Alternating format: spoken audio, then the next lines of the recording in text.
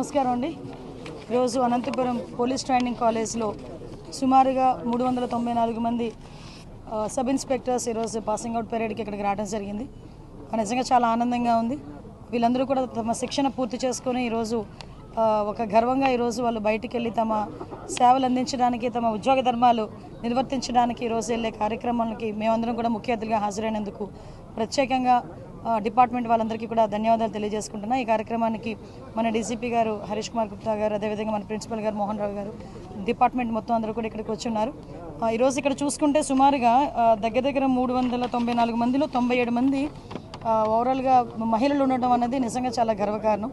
ఈ రోజుల్లోనే మేము దేనికి తీసిపోం అనేటట్టుగానే పోలీసు ఉద్యోగానికి కూడా వాళ్ళు స్వతహాగా ముందుకొచ్చి మేము చేస్తామని చెప్పి రావటమే కాకుండా కఠినతరమైన ట్రైనింగ్ ప్రోగ్రామ్ను కూడా కంప్లీట్ చేసుకొని ఈరోజు పోలీస్ పాసింగ్ అవుట్ పరేడ్కి ఈరోజు వచ్చిన 97 మంది మహిళా సబ్ ఇన్స్పెక్టర్లకి కూడా మనస్ఫూర్తిగా ప్రత్యేకంగా ధన్యవాదాలు తెలియజేసుకుంటున్నాం.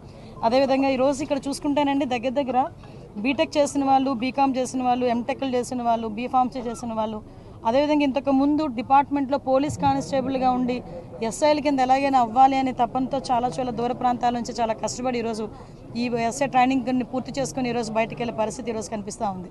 ఈరోజు చాలామంది పోలీస్ డిపార్ట్మెంట్ వాళ్ళని కూడా ఈరోజు ఎప్పటికెప్పుడు గౌరవ చంద్రబాబు నాయుడు గారి ఆదేశాల మేరకు టెక్నాలజీని బేస్ చేసుకొని విజిబుల్ పోలీస్ కన్నా ఇన్విజిబుల్ పోలీసింగ్తో నేరాలను అరికట్టాలి అని ఒక కృతనిశ్చయంతో ఈరోజు గౌరవ చంద్రబాబు నాయుడు గారు, ముఖ్యమంత్రి వర్యులు, అదేవిధంగా పోలీసు సిబ్బంది అందరం కూడా మేము పనిచేయడం అందరూ కూడా చూస్తున్నారు.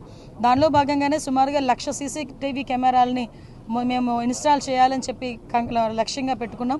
మేము మ్యాక్సిమం ఈ ఏప్రిల్ ఎండింగ్ నాటికి అది పూర్తి చేయగలమన్న నమ్మకం కూడా మాకుంది.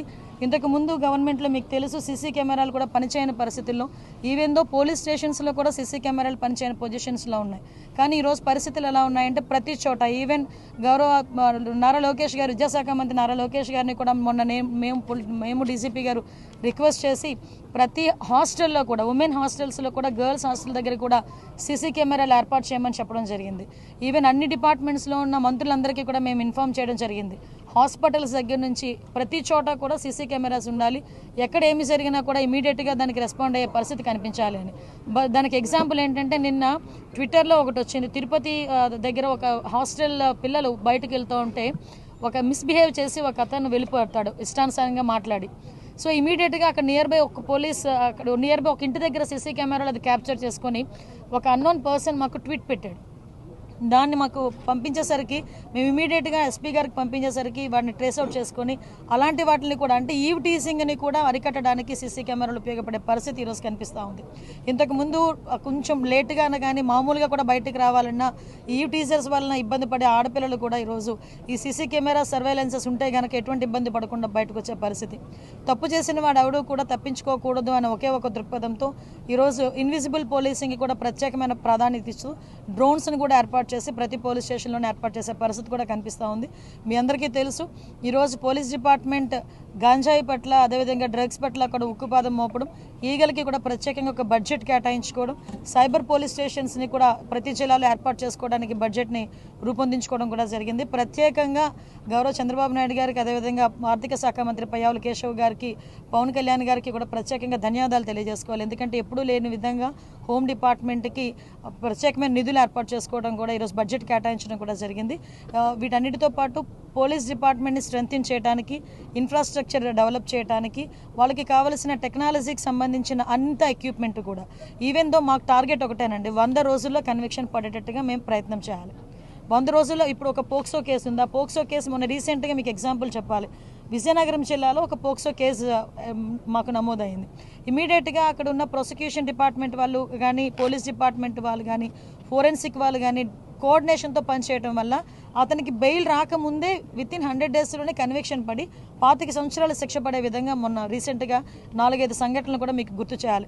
ఇదే మేము టార్గెట్గా పెట్టుకుంటున్నాం. దీనికి ప్రత్యేకంగా ప్రతి నెల కూడా ప్రాసిక్యూషన్ వాళ్ళతోని, డిపార్ట్మెంట్ వాళ్ళతోని కోఆర్డినేషన్కి మీటింగ్స్ కూడా కండక్ట్ చేసుకొని, అంటే ఇప్పుడు విషయం ఎలా అవుతుందంటే చాలామందికి ఉన్న అపోహ ఏంటంటే దొరుకుతాము, తప్పు చేసాము, దొరికితే చాలా రోజులు పడుతుంది కదా శిక్ష పడేదానికి, తర్వాత ఏం జరుగుతుందో అన్న పొజిషన్ నుంచి మనం కంపల్సరీ తప్పు చేసిన తర్వాత, దొరికిన తర్వాత ఇమీడియట్గా శిక్ష పడుతుంది అన్న భయం అయితే క్రియేట్ అవ్వాలి.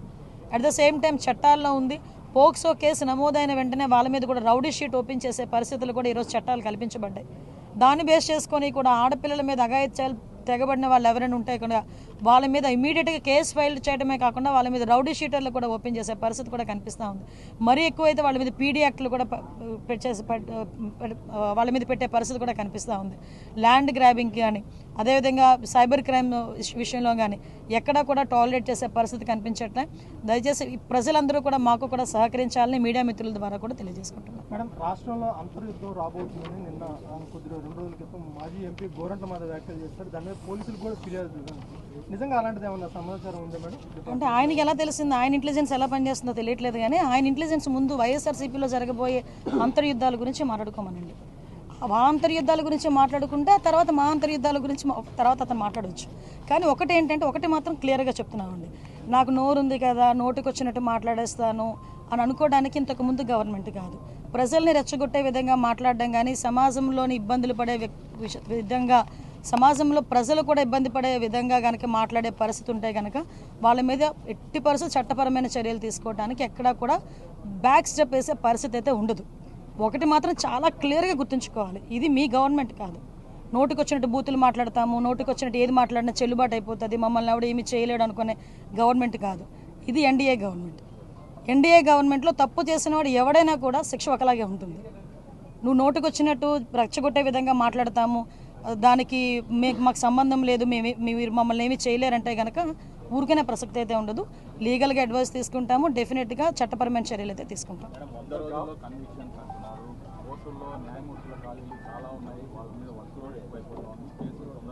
ఎస్ అండి, దాని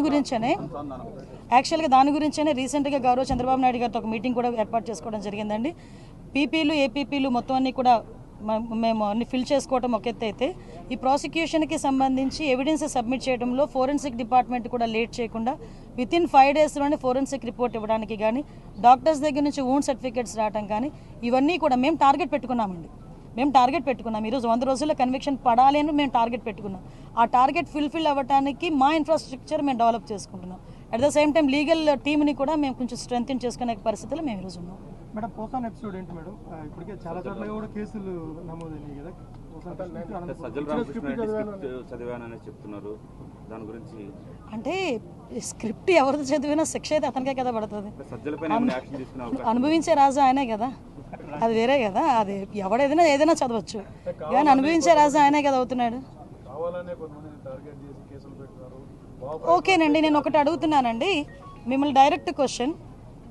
పోసాని మాటల్ని టాలరేట్ చేసి అయ్యో పాపం అనుకునే ఒక్క మనిషిని తీసుకురండి, మేము ఆలోచిస్తాం ఒకసారి మాట్లాడడానికి. పోసాని మాటలు ఇష్టానుసారంగా మాట్లాడిన తర్వాత సభ్య సమాజం తలదించుకునే విధంగా సాధారణంగా అనకూడదు, కానీ ఇల్లిటరేట్స్ కూడా అలాంటి మాటలు మాట్లాడుకోరు. సో అవతల వాళ్ళకి మనోభావాలు దెబ్బతిన్నాయి, వాళ్ళ ఆత్మగౌరవాలు దెబ్బతిన్నాయి. పోలీస్ కేసు పెట్టారు, యాజ్ పర్ లా మేము వెళ్ళాం. ఇందులోని టార్గెటెడ్ ఏముంది? వాళ్ళు ఏం మాట్లాడలేదా? వాళ్ళు అటువంటి కామెంట్స్ చేయలేదా? మరి ఇంతకు ముందు మా మీద కేసులు పెట్టిన కేసులని ఎప్పుడు అండి? చంద్రబాబు నాయుడు గారికి మీద కేసు పెట్టారు కదా, అది ఎప్పుడు? అది 53 రోజులు తైల్లో పెట్టారు చంద్రబాబు నాయుడు గారిని తీసుకెళ్ళి ఆ రోజు. అంటే ఒకటి ఎప్పుడు కాదు, మాకు మాకు కేసు వచ్చింది, మేము యాక్షన్ తీసుకోవాలి, డెఫినెట్గా తీసుకుంటాం.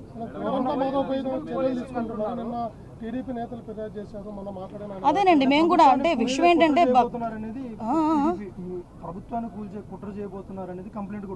అంటే అదేనండి ఇందాక మీకు చెప్పాను, ఏది పడితే అది మాట్లాడడానికి అవ్వదండి. డెఫినెట్గా నీకైతే వాక్ స్వతంత్రం ప్రజాస్వామ్యంలో అంబేద్కర్ గారు ఇచ్చారు, కానీ ఎలా పడితే అలా మాట్లాడమని అది ప్రజాస్వామ్యంలోని కూడా రాజ్యాంగంలో కూడా లేదు.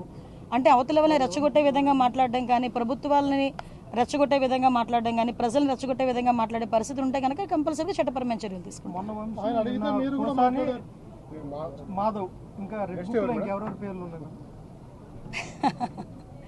రెడ్ బుక్ పరంగా మేము వెళ్ళాలి అనుకుంటే ఈరోజు వైఎస్ఆర్సీపీ నాయకులు ఎవరు రోడ్ల మీద తిరగరండి. దయచేసి మీరు కూడా అర్థం చేసుకోవాలి, మేము యాజ్ పర్ లా వెళ్తున్నాము, యాజ్ పర్ వాళ్ళు ఎవరైనా కంప్లైంట్ ఇస్తే కంప్లైంట్ బేస్ చేసుకొని వెళ్తున్నాము. పోసాని గారి మీద సుమారుగా 17 కేసులు, దగ్గర 17 కేసులు రాష్ట్రం మొత్తం మీద 17 కేసులు ఫైల్ అయి ఉన్నాయి. వంశీ మీద ఎన్ని కేసులు ఫైల్ అయి ఉన్నాయి మీకు తెలుసు, ఈ రోజుకి కూడా ఏ కేసుల్లో ఫైల్ అయినాయో మీకు తెలుసు. ఇందులోని కక్షపూరితంగా ఎన్డీఏ గవర్నమెంట్ చేయాలి అనుకుంటే వైఎస్ఆర్సీపీ నాయకులు ఎవరు కూడా బయటకు తిరగలేరు. కానీ మేము ఆ కక్ష సాధింపు ధోరణిలోకి వెళ్ళలేదు. అలాగని తప్పు చేసిన వదిలిపెట్టే ప్రసక్తి లేదు. తప్పు చేసినోడికి శిక్ష పడాలి, లేకపోతే భయం ఎలా ఉంటుంది? ఉండాలి కదా, భయం ఉండాలి కదా. తప్పు చేసాడు అనుకున్నవాడు ఎవడైనా కూడా కొంచెం జాగ్రత్తగా ఉంటే బెటర్, కానీ శిక్ష నుంచి అయితే తప్పించుకోలేరు. మేము అదేనండి, మేము అందుకే టార్గెట్ పెట్టుకున్నామండి. సీసీ కెమెరాస్ చాలా వరకు ఉన్నాయని అంటున్నారు, మొన్నటి వరకు లేవు, ఇప్పుడు మేము పెట్టాం. చాలా వరకు పని చేయట్లేదు. ఆ పని చేయని సీసీ కెమెరాస్ అన్నీ కూడా మళ్ళీ రీస్టోర్ చేస్తున్నాం, అన్నీ కూడా క్లియర్ చేసుకుంటాం. పోలీసింగ్ అంటున్నారు, అయితే చాలా ప్రెజర్ వస్తుంది, అవసరమైనంత మేరకు సిబ్బంది లేదు అని అంటున్నారు. ఎస్, నిజమేనండి. ఈరోజు సుమారుగా 394 మంది ఎస్ఐలు బయటకు వచ్చారు. ఆల్రెడీ 6500 మందికి కానిస్టేబుల్స్కి ఈరోజు రిక్రూట్మెంట్ కూడా జరుగుతుంది. మొన్న మొత్తం ఫిజికల్ టెస్టులు అన్నీ కూడా అయిపోయినాయి, రిటర్న్ టెస్ట్ ఒకటి పెండింగ్ ఉంది. ఇమీడియట్గా అది కూడా బయటకు వచ్చిన తర్వాత వాళ్ళు ఒక 6500 మంది బయటకు వస్తారు. సుమారుగా మేము గవర్నమెంట్లోకి వచ్చేసరికి 20,000 మంది సిబ్బంది కొరతతో ఉన్నాం పోలీస్ డిపార్ట్మెంట్. లాస్ట్ 5 సంవత్సరాలు కూడా ఎక్కడ కూడా ఎటువంటి రిక్రూట్మెంట్స్ కూడా జరగలే. మళ్ళీ మేము వచ్చి ఈరోజు మళ్ళీ దాన్ని స్ట్రెంగ్తన్ చేయడానికి, అదేవిధంగా రిక్రూట్మెంట్ చేయడానికి ఈరోజు మేము కంకణం కట్టుకున్నాం. దానిలో భాగంగానే 6500 కానిస్టేబుల్ పోస్టులు, ఇప్పుడు ఎస్ఐలు బయటకు వచ్చారు, వీళ్ళందరినీ కూడా ఉపయోగించుకుంటాం. ఫర్దర్గా అందుకే చెప్తున్నామండి, ఇన్విజిబుల్ పోలీసింగ్ అనే కారణం కూడా ఏంటంటే టెక్నాలజీని బేస్ చేసుకొని నిందితుడిని పట్టుకునే పరిస్థితి కూడా రావాలి. దానికి టెక్నాలజీని అందిపుచ్చుకోవడానికి డిపార్ట్మెంట్ వాళ్ళకి కూడా ట్రైనింగ్స్ కూడా పెడుతున్నాం. గత ప్రభుత్వంలో కొంత స్పెషల్ పార్టీకి ఇవ్వాల్సినటువంటి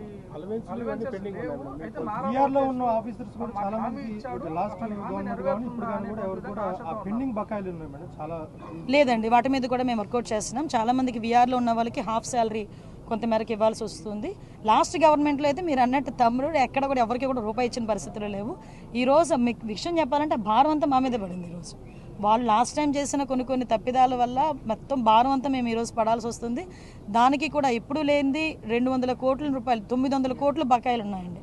పోలీస్ డిపార్ట్మెంట్లో లాస్ట్ గవర్నమెంట్ చేసింది సుమారుగా 950 కోట్లు బకాయిలు ఉంటే ఇంచుమించుగా ఒక 200-250 కోట్లు ఫేజెస్ మారిగా మొన్ననే క్లియర్ చేశాం. ఆఖరికి సెంట్రల్ గవర్నమెంట్ నుంచి వచ్చే ఫండ్ని కూడా ఉపయోగించుకునే పరిస్థితులు లేరు. మీరు నమ్ముతారా, ఫోరెన్సిక్ ల్యాబొరేటరీని 5 సంవత్సరాల్లో కూడా అలా మొండి గోడలతోనే ఉంది. మళ్ళీ ఈరోజు మేము వచ్చి దానికి 200 కోట్లు, దగ్గర 247 కోట్లు అనుకోండి, 247 crores దానికి శాంక్షన్ అయింది. అది ఫుల్ ఫ్లెజ్డ్గా సెంట్రల్ గవర్నమెంటే, రూపాయి స్టేట్ గవర్నమెంట్ కూడా పెట్టక్కర్లే, ఫుల్ ఫ్లెజ్డ్గా సెంట్రల్ గవర్నమెంటే పెట్టాలి. అది forensic university laboratory, just like that. అటువంటి ల్యాబొరేటరీని 5 సంవత్సరాలు పొడకబెట్టేశారు, కేవలం అమరావతిలో ఉంది అని ఒకే ఒక కారణంతో. మళ్ళీ ఈరోజు మేము వచ్చి ఆ ఫోరెన్సిక్ ల్యాబొరేటరీని కూడా మళ్ళీ సెంట్రల్ ఫండింగ్ తెప్పించుకోవడానికి మన ఫండ్ కొంచెం ముందిచ్చి ఈరోజు అదంతా కూడా రిస్టోర్ చేసుకుంటున్నాం. అప్పా లేదు, ఈరోజు గ్రేహౌండ్ సెంటర్ లేదు. గ్రేహౌండ్ సెంటర్కి దగ్గర 190 కోట్లు కంప్లీట్గా సెంట్రల్ గవర్నమెంట్ ఇవ్వాల్సిన పరిస్థితి. అప్పాకి కూడా సెంట్రల్ గవర్నమెంట్ ఫుల్ ఫ్లెజ్డ్ ఇవ్వడానికి ఈరోజు సిద్ధపడింది. అప్పాకి కూడా ఇందాకే మన డీసీపీ గారు వచ్చిన తర్వాత ఇమీడియట్గా గ్రేహౌండ్స్ దానికి, అదేవిధంగా అప్పాకి బెటాలియన్స్కి కూడా ఇమీడియట్గా దానికి ఫౌండేషన్ స్టోన్ వేయడానికి, కన్స్ట్రక్షన్కి కూడా ముందుకెళ్లే పరిస్థితి కూడా కనిపిస్తూ ఉంది. దానికి మొన్ననే ల్యాండ్స్ అన్ని కూడా చూసి వచ్చారు ఈరోజు.